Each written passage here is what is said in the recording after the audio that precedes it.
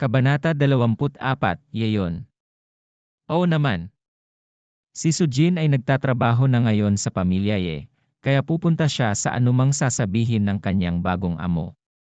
Sumama ka sa akin. Inikot ni Yeon ang kanyang daliri kay Sujin para lumapit sa kanya bago siya biglang tumalon palabas ng bintana.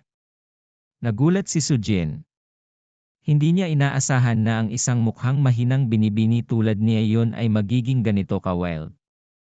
Nasa second story lang sila, kaya hindi masyadong mataas, pero nakaskirt ang babaeng iyon. Well, wala akong choice. Boss? Sandali lang. Tumalon si Sujin at tumalon din sa bintana. Pagkalapag niya, napagtanto niya na mahigit 30 metro na ang layo ni Yeon sa kanya. Magaling siya. Hindi maiwasan ni Sujin na mamangha. Siya ay hindi lamang isang mabilis na runner, ngunit maaari siyang tumakbo ng napakabilis sa isang mahaba at angkop na palda, na para bang nakasuot siya ng track pants. Hindi iyon madali. Uncle Yu, susundan ko si Yeon, pakiusap tulungan mo akong sabihin kina Uncle at Auntie Ye.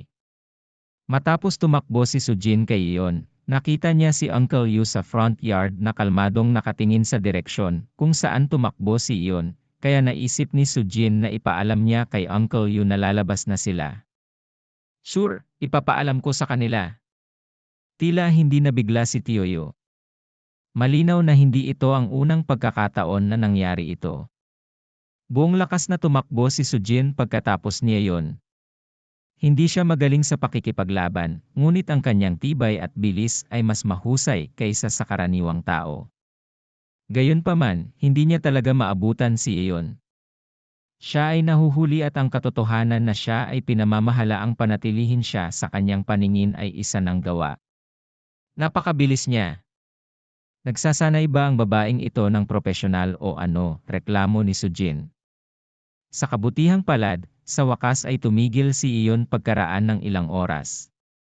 Tumayo siya sa tabi ng isang lawa na gawa ng tao at bumagal si Sujin nang sa wakas ay naabutan siya nito. Ngayong tapos ka ng tumakbo, gusto mo bang mag-swimming? Napakaganda ng stamina mo. Mahirap humanap ng taong hindi agad mawala sa akin sa ganitong bilis, papuri ni Yeon kay Sujin. Tawa siya ng tawa sa sarili. Mukhang hindi ako ang unang taong kinuha para bantayan ka. Sa teknikal na paraan, ikaw ang unang taong natanggap para lang gawin ito. Bago ka dumating, kinuha ng aking mga magulang ang isa sa mga katulong upang gawin ito. Ang unang taong inatasan sa trabahong ito ay si Uncle Yu. Nawala ang tingin niya sa akin matapos tumakbo ng 10 segundo lang. Pag-uwi ko noong gabing iyon, nakita kong umiiyak siya, kaya medyo masama ang pakiramdam ko tungkol dito. Medyo nahihiyang sabi niya yun at inilabas niya ang kanyang dila. Halos tumibok ang puso ni Sujin dahil sa pagkatulala sa kanyang mapaglarong ekspresyon. Natutuwa siya na hindi nito naririnig ang bilis ng tibok ng puso niya ngayon. I came from a family of farmers, and I grew up running up and down mountains and rivers, kaya talagang maganda ang stamina ko. Ngunit sa tingin ko ay hindi magandang ideya para sa'yo na tumakbo sa paligid ng ganito sa lahat ng oras, tama? Bakit hindi natin subukan at magkasundo? Nangako kang hindi tatakbo ng ganito at magkakasundo tayong lahat. Paano yon? Sinubukan ni Sujin na makipag-ayos kay Yeon. Ngunit umiling siya at nagsimulang tumalon mula sa tile hanggang sa tile sa semento habang nasa likod ang kanyang mga kamay. Kung gusto mo lang makasigurado na hindi ako gagawa ng anumang pagtatangka sa buhay ko, maipapangako ko sa iyo pansamantala na magiging maayos ako. I'll be fine kahit hindi mo ako naabutan. Ngunit tungkol sa anumang bagay, huwag mag-abala. Hindi ko rin alam kung ano ang mangyayari. Mukhang nahihirapan ka. Bakit hindi mo sabihin sa akin ang tungkol dito? Wala pa rin siyang ideya kung ano ang nangyayari sa kanya. At pakiramdam niya ay kakaiba ang buong bagay na ito. Mukhang may kinakaharap siyang problema na hindi niya masabi. Ngunit muli siyang umiling, tumingin sa paligid niya, pagkatapos ay sinabi kay Sujin, halika at sumama sa akin. Gusto kong makita ang higit pa sa mundong ito. Alam mo, kapag nagsalita ka ng ganyan, iisipin ko talagang susubukan mong magpakamatay. Tumawa ng mapait si Sujin. Nakakatakot talaga ang mga sinabi ng babaeng ito. Parang bigla siyang tumalon sa lawa sa harapan nila, at lumubog sa ilalim anumang minuto kapag inalis niya ang tingin sa kanya sa loob lang ng isang segundo. Hindi niya pinansin ang sinabi nito at nagpatuloy sa paglalakad. Wala siyang choice kundi ituloy ang pagsunod sa likod niya. Naglayo sila sa pagitan nila, kaya mas nagmukha silang dalawang estranghero na nagkataong magkaparehas ang direksyon. Napakaganda talaga ng kanilang paligid, at matagal nang hindi nakita ni Sujin ang napakagandang tanawin sa paligid ng S-City. Siya ay nasa isang medyo maganda ang muod dahil siya ay nagsasagawa ng isang magandang hapong mamasyal na may kagandahan, ngunit kasabay nito, ang paraan ng pagsunod niya sa kanya sa malayo ay naging katulad niya sa isang uri ng stalker na nagparamdam sa kanya ng hindi komportable. Ang hangin sa Taglagas ay medyo malamig at ang araw ay hindi gaanong maliwanag. Ang banayad na sinag ay sumilaw sa mga puno na bahagyang umindayog sa simoy ng hangin. Si Iyun ay nabasa sa gumagalaw na sikat ng araw at tila hindi totoo sa ilang sandali. Naniniwala ka ba sa supernatural? Biglang huminto sa paglalakad si Iyun at lumingon para itanong kay Sujin ang tanong na ito. Sumagot siya, minsan ginagawa ko at kung minsan ay hindi. Anong ibig sabihin niyan? Nagtaka siya sa sagot nito. Kapag nakagawa na ako ng mabuting gawa, umaasa ako na may Diyos doon na gagantimpalaan ako sa mga bagay na nagawa ko. Ngunit kapag may ginawa akong masama, hindi ako naniniwala sa mga ganoong bagay at umaasa lang na magpapatuloy ang buhay gaya ng dati. Kaya minsan naniniwala ako sa mga bagay na ito at minsan hindi, natatawa niyang sagot. Siya ay nagsasalita ng walang kapararakan, ngunit siya ay nagtanong sa kanya ng isang hangal na tanong. Napaka-realistic mong tao, ha? Pinipili mo lamang kung ano ang kapakipakinabang sa iyong sarili. Grabe, natawa siya nang marinig ang sagot niya. Anya, bueno, ang mga bagay na mayroon na ay hindi biglang titigil sa pag-iral dahil lamang sa hindi ka naniniwala sa kanila. Kung mayroon sila, mayroon sila. Kung wala sila, wala sila. Wala itong kinalaman sa iyong personal na paniniwala. May sagot ka noong tinanong mo ako ng tanong na ito, kaya hindi mahalaga ang sagot ko. Sa tingin ko tama ka. Nag-isip si Iyun at nagpatuloy sa paglalakad at nag-iisip ng nakayuko. Dahil sa sobrang lalim ng iniisip niya, naglakad lang si Sujin sa likuran niya nang hindi siya ginagambala. Ngunit kaagad pagkatapos niyang lumiko sa kanto, narinig niya ang tunog ng isang sasakyang humihinto. Halos huminto ang kanyang puso. Naglakad na sila palayo sa residential area at nakarating na sila sa main road. Kung si Iyun ay lumabas nang hindi tumitingin sa kalsada at natumba ng kotse, nakakatakot iyon. Gayunpaman, ang eksenang sumunod na sumalubong sa kanya ay nagpalaglag sa kanyang panga sa lupa. Huminto ang isang itim na sports car sa gitna ng kalsada at ito ay nakatagilid, habang ang isang post ng lampara ay nasira dahil sa impact at kalahati ng poste ay nakalatag ng hindi bababa sa 5 metro ang layo mula sa sasakyan. Ang mga itim na marka ng gulong sa kalsada ay tumagal din ng hindi bababa sa 30 metro. Ang itim na sports car na ito ay dapat na nagmamaneho sa napakabilis na bilis. Samantala, hindi niya makita si Iyun kahit saan dahil nakasquat talaga siya sa ibabaw ng kotse. Si Iyun ay nakasquat sa bubong ng sports car na parang isang maliksi na pusang gala. Idiniin niya ang mga kamay sa paa at sumilip sa sasakyan kung may nasaktan. Ayos ka lang. Tumakbo si Sujin para tingnan si Iyun. Naharangan ng ilaw ng kalye ang kanyang paningin nang mangyari ang lahat at hindi talaga siya sigurado kung ano mismo ang nangyari kanina. Ngunit sa hitsura nito, si Iyun ay ganap na maayos, kaya nakahinga siya ng maluwag. Ayos lang ako. Mas mabuting tingnan mo kung okay ang mga tao sa kotse, nag-aalalang sabi niya. Tumango siya at lumingon para tingnan ang loob ng sasakyan, ngunit bago pa siya makalapit ay may tumalon mula sa loob. Ano ba ang nangyayari? Pagod ka na bang mabuhay? Kapag nakita kitang nakatayo roon ng isang beses, sisirain kita. Nagsimulang magmura ang may-ari ng sasakyan habang naglalakad siya patungo kay Sujin. Ngunit nang makita niya si Sujin, biglang bumagsak ang kanyang ekspresyon, habang ang ekspresyon ni Sujin ay naging kakaiba din. Kumusta, Young Master Lin, nagkita tayong muli. Hindi sigurado si Sujin kung dapat ba siyang tumawa o umiyak. Sa lahat ng tao sa mundo, ang may-ari ng sports car na ito ay ang mismong batang lalaki na tinuruan niya ng leksyon noong nakaraang araw, ang anak ng mayor ng S-City. Galit na galit ang ekspresyon ni Young Master Lin habang iniisip niya ang kanyang sarili. Kung napansin niya na ang taong nakatayo sa daan ng kanyang sasakyan ay ang lalaking ito, hindi niya sana pinaandar ang preno. Ipapatumba na lang sana niya si Sujin at ituring na lang na aksidente sa trapiko. Ito ay ang perpektong pagkakataon upang maghiganti, at na-miss niya ito. Napansin ni Sujin ang ekspresyon ni Young Master Lin, at nahulaan niya kung ano ang iniisip niya. Natawa siya at sinabing, "Huwag mo akong tignan ng ganyan. Ang nakatayo sa gitna ng kalsada kanina ay hindi ako, kaya kahit na ibagsak mo ang taong iyon, ang mamamatay ay hindi rin ako. Hindi ikaw yon." Gulat na tinitigan ni Young Master Lin si Sujin, dahil wala siyang nakitang ibang tao sa paligid. Nakalipad kaya ang taong iyon mula sa impact o nagkapira-piraso ang katawan niya sa kalsada? Tingnan mo ang bubong ng kotse mo. Itinuro ni Sujin ang kotse ni Young Master Lin. Lumingon si Young Master Lin at tumingin. Ano ang nasa bubong ng kotse ko? Ang bubong ng kotse mo, teka, ano? Natigilan din si Sujin.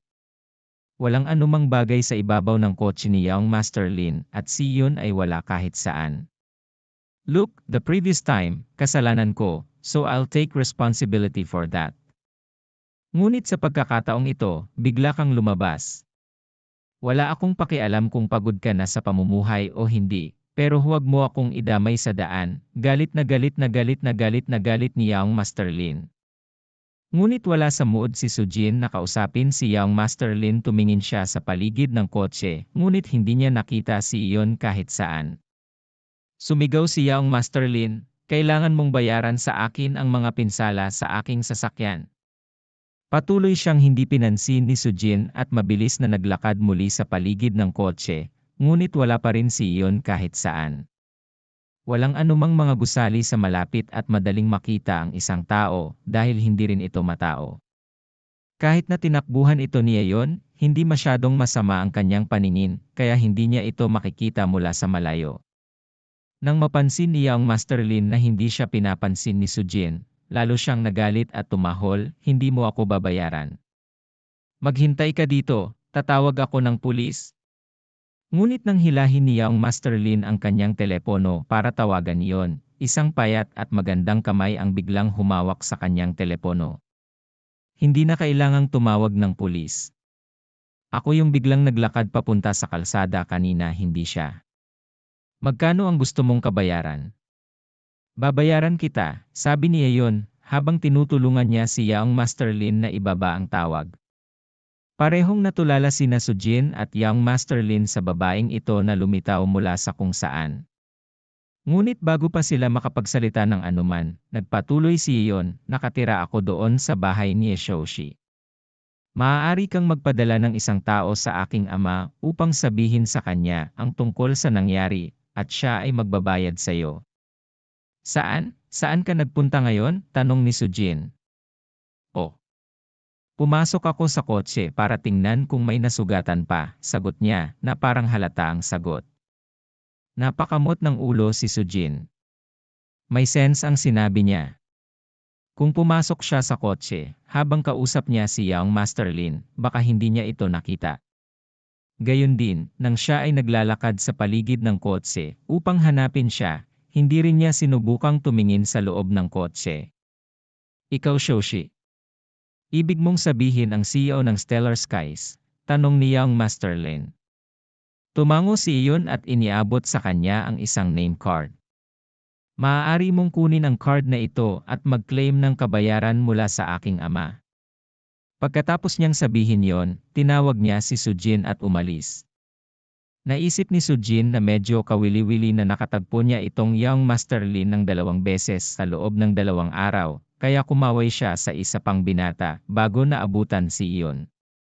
Tanging si Young Master Lin lamang ang naiwan sa gitna ng kalsada na may sira na kotse at sirang post ng lampara. At dahil abala si Sujin sa pagkaway kay Young Master Lin, hindi niya napansin na nagbalik si iyon ng libro sa kanyang jacket. Gumamit siya ng blue hair tea para ibon ang kanyang buhok at huminga ng malalim. Mukhang pagod na pagod siya ngayon. Labis na naguluhan si Sujin. Bakit parang bigla siyang napagod? Napapagod ka na ba? Bakit hindi tayo bumalik? Sabi ni Sujin sa kanya. Medyo pagod ako ng konti. Balik tayo noon. Namimiss ko na ang mga magulang ko, walang iniisip na sagot niya yon. Kabanata 25, Kanumay. Nang bumalik sina Sujin at Yeon sa bahay, nakatayo si Uncle Yu sa gate at nakatingin sa kanila.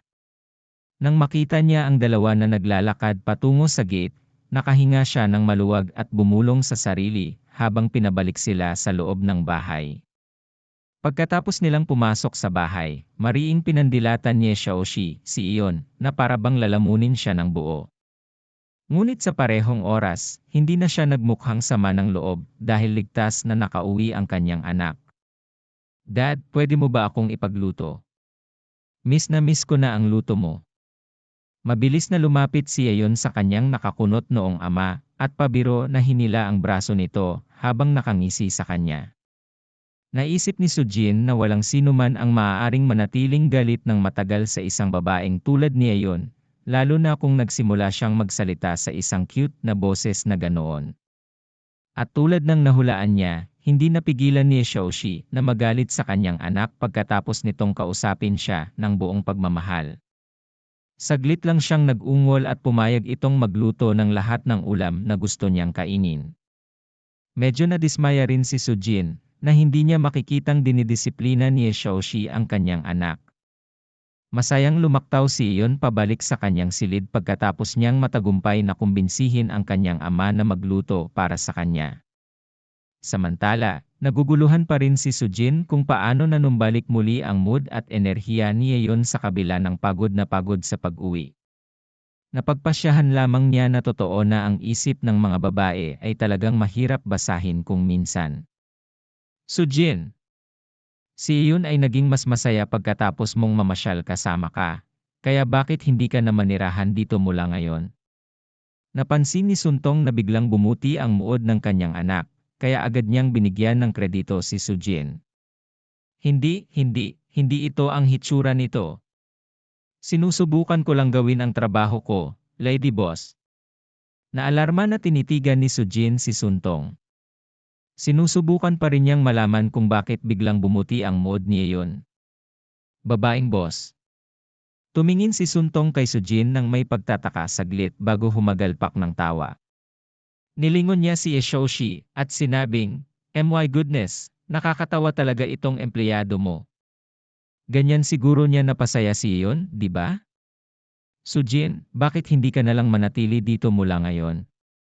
Aalis na kami ng asawa ko papuntang US sa loob ng ilang araw, at hiniling namin si Yeon na sumama sa amin, pero kahit anong pilit namin, ayaw pa rin niyang sumama. Pero kung nandito ka para samahan siya, hindi ko na siya kailangang alalahanin." Tinapik ni Xiaoxi ang mga balikat ni Sujin, at mukhang napakataas ng tingin niya kay Sujin. Nagpasya si Sujin na iwanan ang pagpapaliwanag sa sarili, dahil tila imposible ito. Nakangiti lang siya sa mga ito habang sinabing, "Kakapirma ko lang ng bagong kontrata sa pag-upa 2 araw na ang nakakaraan, kaya hindi ko kailangan ng bagong tirahan. Pabayaan mo na lang yan pansamantala. Pack your things and stay here until we return from overseas at least." Si Xiaoxi ay naging CEO ng kanyang sariling kumpanya sa mahabang panahon at madalas na nagbibigay ng mga utos na walang puwang para sa negosasyon.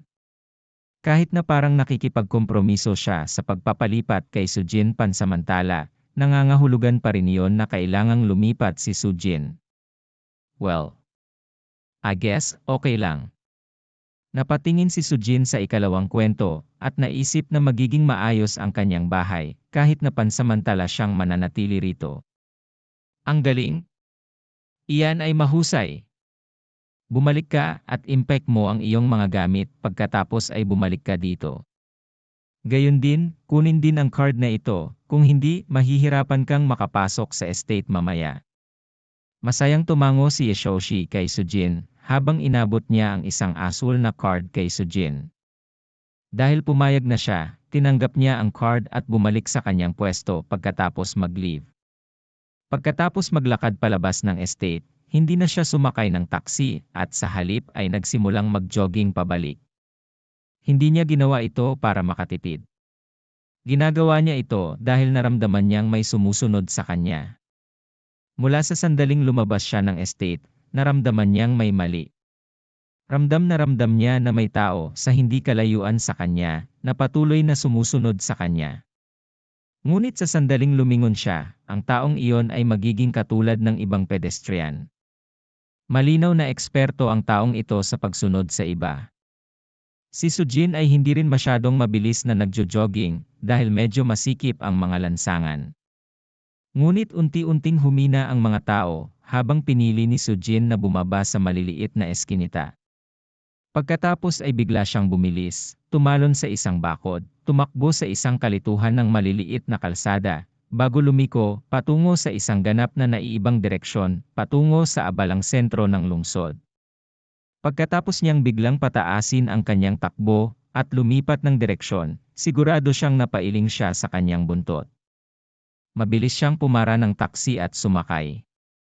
Pagkaalis ng sasakyan, sa wakas ay dumating ang taong sumusunod kay Sujin kung saan siya sumakay sa taksi. Siya ay talagang mapagbantay. Bahagyang kumunot ang ilong niya at natatawa siyang tumingin sa relo sa kanyang pulso. Pero sayang, hindi yon sapat para mawala ako. Nang makarating si Sujin sa bahay, bumagsak kaagad ang kanyang ekspresyon pagkatapos niyang buksan ang pinto. May nakaupo sa kanyang sala na sopa at may hawak pa itong isang basong tubig sa kanyang mga kamay. Hoho, mukhang nasagasaan ka sa pag-uwi. Mas maaga pa talaga akong dumating kaysa sayo. Tumayo siya at sa wakas ay nakita na ni Sujin ang hitsura niya. Ang babae sa kanyang sala ay mukhang nasa 20s, at siya ay may lahing Asyano. Nakasuot siya ng itim na suit at nakasuot ng manipis na itim na frame na salamin sa mata. Ang kasuotang ito ay nagpamukha sa kanya na parehong matalino at sexy sa parehong oras. Hapon ka ba? Bahagyang ipinikit ni Sujin ang kanyang mga mata at palihim na inilabas ang kanyang handbook. Itinuon niya ang kanyang mga daliri sa libro. Dahil sa ganoong paraan, maaari niyang alisin sa handbook ang Demon Lord's Boning Knife o ang Demon Lord's Longbow sa handbook sa isang pag-iisip lamang. Ganun na ba ka-obvious? I didn't expect you to identify my country of origin so specifically, she said as she used her fourth finger to push some of her hair behind her ears, which seemed like a fairly flirtatious move. Ngumisi si Sujin at nagkibit balikat habang sinabi, well, marami na akong napanood na Japanese action movies, kaya kahit hindi ako palaging sigurado sa mga lalaki, sigurado ako sa mga babae. Bakit ka sigurado sa mga babae at hindi sa mga lalaki? Medyo nalilito siya. Bakit hindi mo hulaan? Napataas ang kilay ni Sujin. Bigla niyang na-realize ang sinasabi nito, at tumawa habang nakatakip ang kamay sa bibig niya. Hindi ko in-expect na sobrang interesado ka sa ganyang bagay. Ngunit muli, walang kakaiba tungkol doon. Sige, tama na itong walang ginagawang daldalan. Kung saan ka nanggaling ay hindi mahalaga, ngunit sa palagay ko ay hindi angkop para sa iyo na pumasok sa isang bahay kapag ang may-ari ng bahay ay wala sa paligid, tama ba? At sa hitsura nito, sinusundan mo ako. Biglang naging seryoso ang ekspresyon ni Sujin nang magsalita ito ng mahigpit sa kanya. Dahan-dahan siyang bumangon at magalang na yumuko sa kanya. Ang pangalan ko ay Kanumai, at gusto kong maging teammate mo. Ang Teammate ko. Sumimangot si Sujin. Tumayo si Kanomai at may kinuha sa kanyang jacket. Ito pala ang parehong bagay na hawak ni Sujin. Mayroon din siyang handbook. Hell's Handbook. Pag-aari mo rin ang bagay na ito. Agad na ikinonekta ni Sujin ang mga tuldok nang makita niyang nagmamay-ari din siya ng handbook. Malinaw na nandito ang babaeng ito para bumuo ng isang team. Ngunit kasabay nito, nagulat si Sujin na tumakbo sa ibang may-ari ng napakabilis. Tama yan. Nalampasan ko ang 7 hamon. Tumango siya at binuksan ang kanyang handbook para ma-verify ito ni Sujin para sa kanyang sarili. Ang handbook ay may mga tala ng bawat pagsubok na pinagdaanan ng may-ari nito at ang sumunod na pagsusuri, kaya makikita ni Sujin kung nagsasabi siya ng totoo o hindi kapag tiningnan niya ang kanyang handbook. Pero hindi niya ito kinuha sa kanya at tumango lang. Kung tutuusin, kung talagang nalagpasan niya ang 7 hamon, maaaring mayroon siyang iba pang mga tricks sa kanyang manggas. Hindi niya alam kung kaibigan ba siya o kalaban. Bakit gusto mong maging teammate ko? Tanong ni Sujin habang pinananatili niya ang parehong ekspresyon tulad ng dati. Ilang beses na kumurap si Kanomai, saka ngumiti at sinabing, iyan ay dahil mayroon kang marka ng isang pinuno. Kapag naging bahagi na ako ng iyong team, masisiyahan ako sa mga benepisyo na ang mga team lang ang tatangkilikin.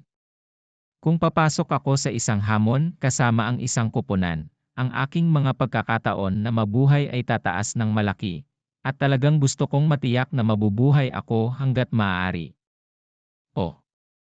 But I didn't tell anybody that I have this mark of a leader, and it's only been a few hours since I got it. Paano mo nalaman ang tungkol dito? Ilang oras lang ang layo ng Japan mula rito. Si Sujin ay sinimulang tapikin ang kanyang ilong. Nagpadala ba ang handbook ng pampublikong anunsyo pagkatapos niyang matanggap ang marka ng isang pinuno? Ganun ba kabilis niya nalaman ang tungkol dito? Iyan ay dahil nakuha ko ito. Ipinakita sa kanya ni Kanomai ang napakasalimuot na disenyong relo sa kanyang pulso. Paliwanag niya, ito ay isang item na sinadya kong ipagpalit ang aking mga puntos sa huling pagkakataon. Ito ay isang team-finding watch. Hanggat lumilitaw ang may-ari na may marka ng isang pinuno sa loob ng isang partikular na radius, abisuhan ako nito. Nagkataon na nasa city ako para sa isang bakasyon at hindi ko akalain na makakahanap ako ng sinuman dito. Napakamot ng ulo si Sujin. Ang iba't ibang mga bagay na inaalok ng handbook ay napakalaki, kaya posible na ang isang bagay na tulad nito ay magagamit para sa palitan. Ang paliwanag ni Kanomai ay tila napakamakatwiran, kaya talagang hinayaan ni Sujin ang kanyang pagbabantay. Marami ka na bang nakilalang may-ari? Umupo si Sujin sa sopa at sinenyasan si Kanomai na maupo din para makapag-usap sila ng harapan ng komportable. Saglit itong pinag-isipan ni Kanomai at sinabing, medyo marami na akong nakita, pero masyadong mataas ang death rate ng bawat hamon, kaya pagkatapos makita ang ilan sa kanila 1 o 2 beses, hindi ko na sila nakita. Hindi na. Marami ba ang may marka ng isang pinuno? Patuloy na tanong ni Sujin. Bago kita mahanap, inisip ko kung laruan lang ba ang bagay na ito. At kung hindi ako nakatagpo ng isang may-ari na may marka ng isang pinuno sa isa sa aking mga hamon, iisipin ko na ang buong bagay na ito ay isang pagkukunwari, sabi ni Kanomai habang tumatawa at umiling-iling. Bihira ba ito? Medyo nagulat si Sujin. Hindi madaling mapagtanto na marami talagang magkatulad na universo, ngunit sigurado siyang sinumang may-ari na nakayanan ang maraming hamon at nakakalap ng sapat na impormasyon ay makakarating sa parehong konklusyon tulad ng ginawa niya. Siguro, hindi marami ang pinanggalingan ko. I'm not sure kung maraming may-ari na may mark of a leader sa ibang bansa, ani Kanomai. Maingat na tumango si Sujin, pagkatapos ay tumingala sa kanya, at sinabing, bueno, kung gusto mong maging bahagi ng aking koponan, kailangan kong ipakilala mo ang iyong sarili ng mas detalyado. Hindi niya inisip na magkaroon ng isang tao sa kanyang koponan, ngunit kailangan niyang malaman ang higit pa tungkol sa sinumang potensyal na miyembro ng koponan. Kinailangan niyang itatag ang kanyang pagkakakilanlan at potensyal bago sumang-ayon na magtrabaho sa kanya, at sa parehong oras, siya ay lubos na nag-iingat sa kanya, dahil siya ay medyo lumitaw mula sa kung saan. Hindi niya masyadong kilala ang ibang may-ari, at si Kano Mai ang una niyang nakilala bukod sa mga dumaan sa una niyang hamon. Ang pananatiling mapagmatsyag ay mahalaga pa rin sa kanya ngayon. Ang pangalan ko ay Kano Mai, at ako ay mula sa Osaka, Japan. Napagdaanan ko ang kabuuang 7 hamon, ngunit hindi pa ako pinalad na buhayin ang aking espiritong kapangyarihan, kaya hindi ko pa talaga maituturing na veterano ang aking sarili. Magaling ako sa paglusot sa mga kampo ng kaaway at pagiging sniper, para makapagbigay ako ng suporta mula sa malayo. Ang pinakamalaking kahinaan ko ay ang pakikitungo sa anumang supernatural na mga kaaway, o sa halip, wala pa akong kakayahang harapin ang mga ganoong kaaway. Kung makatagpo tayo ng gayong mga kaaway sa isang hamon, halos wala na akong silbi. At dahil wala akong spirit power, hindi ako makakagamit ng anumang armas na nangangailangan nito. Para sa malalapit na pag-atake, mayroon akong Starlight Sword. Para sa mga long-range attack, gumagamit ako ng Soul Whisperer Sniper Rifle. Iyon lang. Si Sujin ay nagsimulang tapikin ang kanyang ilong ng mahina matapos marinig ang kanyang sinabi. Hindi siya sigurado kung nasabi na nito sa kanya ang lahat, ngunit kung anuman ang sinabi nito sa kanya, ay malamang na totoo. Ang tanging bagay na bumabagabag sa kanya, ay kung paanong hindi pa rin niya na-activate ang kanyang espiritong kapangyarihan, kahit na dumaan na siya sa 7 hamon. Napunta lamang iyon upang ipakita kung gaano kahirap i-activate ang spirit power. Kung ganoon, congratulations, Kano Mai. Ikaw ang pangalawang miyembro ng pangkat na ito. Nag-abot ng kamay si Sujin kay Kano Mai para i-welcome siya sa team. Tao ng kultura. Nirerespeto ko na naman siya.